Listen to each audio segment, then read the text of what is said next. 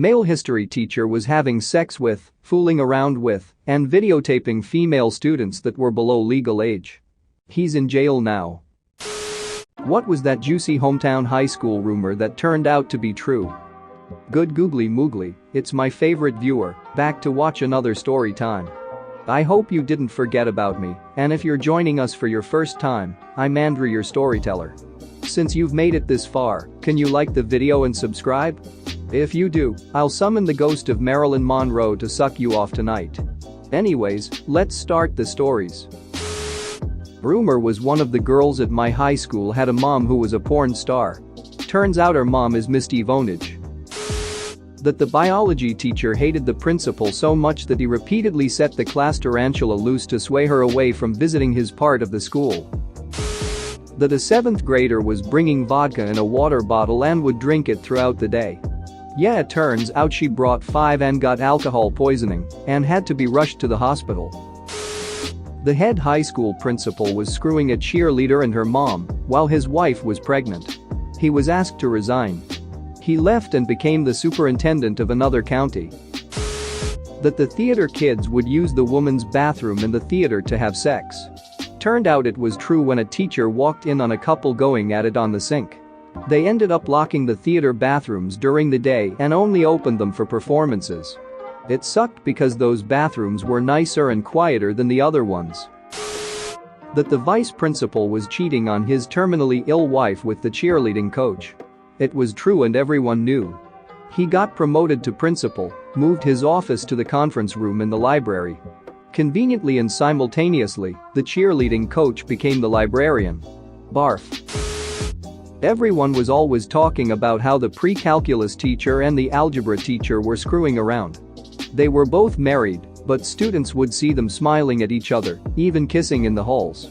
Turns out they were married to each other. She just kept her maiden name. I didn't find out till a few years later when I saw him on Facebook. I'm pretty sure they knew about the rumors and specifically said nothing to dispel them for craps and giggles. That there was a GameCube with Super Smash in it hidden somewhere in the school, along with a tiny TV and 4 controllers. One day at lunch my friend told me he found it and I didn't believe him. I didn't even believe it existed, but I wanted it to be true, so I snuck out of lunch with him, and we went up through the theater and up into the room where they kept all the props for the plays, and sure enough, behind this big dusty couch there she was. It was like finding treasure except better. From that day on we ate our lunches there and played Smash until our thumbs hurt. That was senior year of high school, and damn do I miss it. Wrestling coach owned a funeral home. A kid did an internship there and said the coach was selling body parts. Nobody believed him. Well, the coach is now in jail for selling organs and a crap load more things. Good ol' North Catholic. Edit. Yes, I am talking about Northeast Catholic in Philadelphia.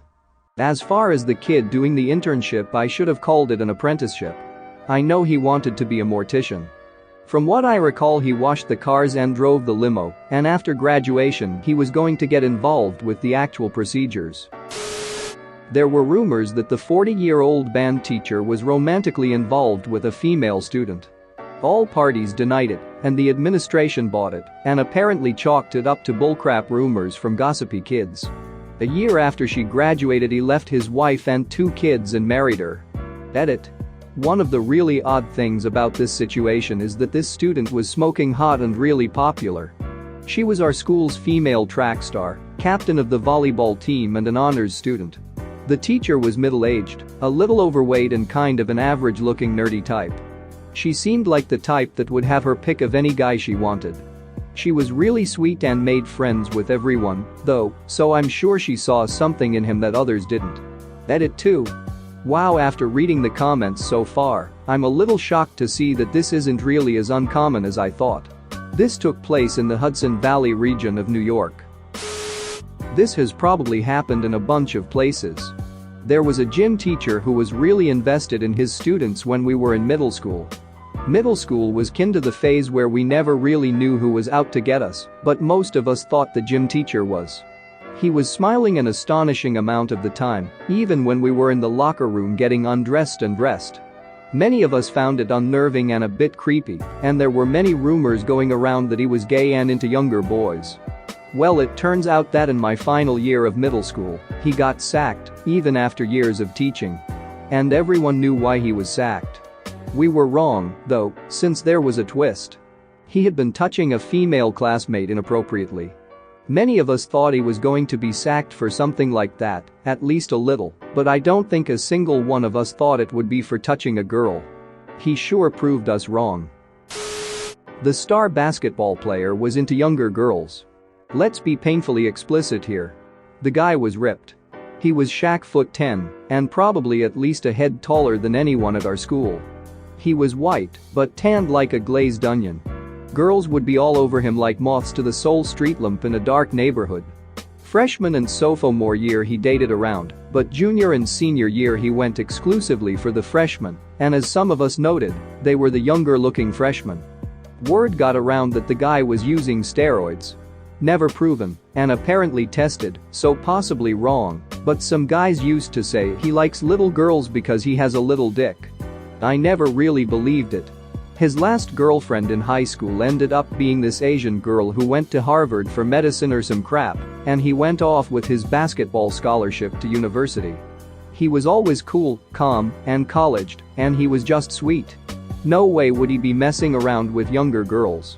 Then one of my friends called me from high school, when we were around 25, and told me to look him up. Lo and behold, he had a pretty little mug shot after distributing child pornography. The guy could have been drowning in pink, living in the puss. He could have been ducking Tom Brady's ducking wife. It's unbelievable to me. But it turned out to be true. School beauty pageant. Underdog big girl gets crowned. It was very after-school special. However, it turned out that this happened. The winner's mom walked in on the judges, saying that her daughter wasn't pageant material, freaked out and started crying, accused the judges of being sizeist, and somehow managed to convince them crown her daughter anyway. The daughter found out and voluntarily gave back the crown to the runner-up, who was the actual winner. It was pretty humiliating for all involved. Coach having an affair with a student. He got fired and she transferred schools. 2 students having sex in the back of the school bus, resulting in boys having to sit on one side and girls on the other forever. 2 students having sex in the bathroom next to the gym. So many pregnancies. Like a disproportionate amount based on our school size. Kid goes to jail for armed robbery for 30 days, but only does the weekends because he comes from a good family. Co-salutatorians because the original salutatorian was caught cheating on an honors course and had the honors credit taken away. I went to a really small school, so it's funny that there are this many. My hometown had problems. That Becky and Toby had sex. Becky was the weird girl who verged on being a social pariah. She seemed depressed, like she came from a crappy home. I'd only seen her smile maybe half a dozen times since kindergarten, though I tried to cheer her up when we were assigned lockers next to one another during our senior year.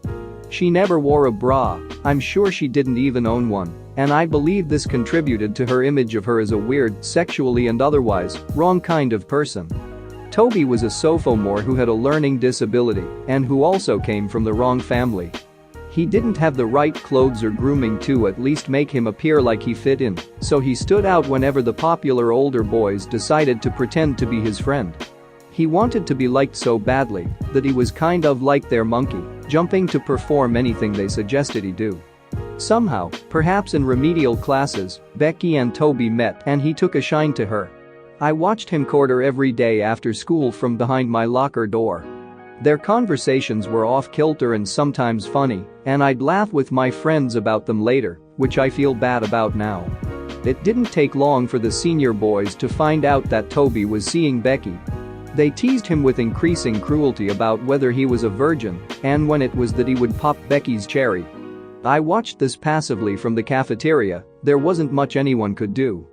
Those boys had several monkeys they enjoyed ducking with, and no one wanted to tell the friendless kids that they were really being publicly humiliated. Eventually, it became supposed common knowledge that Toby was banging Becky. I always assumed that they weren't actually having sex, that the older boys were just starting crap.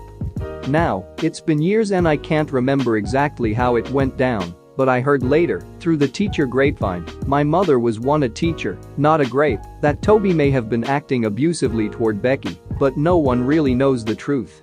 However, later in senior year it became apparent that Becky was pregnant, and the jokes only grew worse. She had Toby's child the summer after we graduated, and the pair raised her in our hometown. While the popular boys, my friends, and I all went off to college and to travel and to work, Becky and Toby lived off McDonald's wages in order to raise a baby that resulted from sex that neither of them were ready for. I can't truly blame those boys, but I do. I also blame our crappy-ass counselors and nurses and teachers who hear rumors like these and watch abuse like this and never actually do anything effective to help it. Thanks for watching. What did you think of the story time? Let me know in the comments below. If you liked the video, smash that like button and subscribe so you don't miss any more story times.